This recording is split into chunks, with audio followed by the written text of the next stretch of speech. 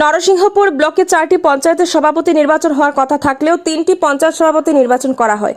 এর মধ্যে জটিলতা থাকায় চান্নিঘাট পঞ্চায়েতের সভাপতি নির্বাচন হয়নি। শেওড়ারতোল শ্যামাচরণপুর সপ্তগ্রাম পঞ্চায়েতে নির্বাচন করা হয়েছে বলে জানালেন নরসিংহপুর ভারপ্রাপ্ত খণ্ড উন্নয়ন আধিকারিক নেইহাট হাওলাই। সংবাদ মাধ্যমের কাছে নিজেদের মতামত ব্যক্ত করেন এই ব্লকের বিজেপি সভাপতি সঞ্জয় কৈরি এবং সদ্য নির্বাচিত সপ্তগ্রাম পঞ্চায়েত সভাপতি Anwar Hossain. News desk report, Silchar সংবাদ। আমার নরসিংহ লস্কর সপ্তগ্রাম 1 নম্বর গ্রুপের সদস্য পদে আমি আগে জয়ী হয়েছিলাম। এখন আমি প্রেসিডেন্ট হিসাবে হয়েছে, আমাকে জয়ী করেছে। এটা জয় আমার সপ্তগ্রাম জিপির জনগণের। আর আমার লগে যারা গ্রুপ মেম্বার আছে তারারে আমি ধন্যবাদ জানাই। এই বলে আমার বক্তব্য।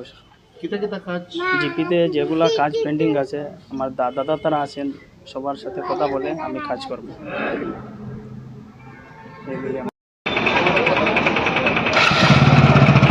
একটি জিপিতে হয় নাই, 3টি জিপিতে হয়েছে। আগামী 30 তারিখ আরও 4টা জিপিতে আছে। আর আগামী ধলাই নরসিংপুর ডেভেলপমেন্ট ব্লকের যে 12টা জিপি আছে, সব জিপিতে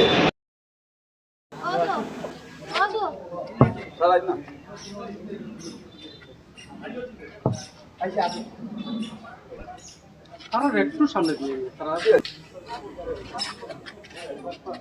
বুটিং হচ্ছে না।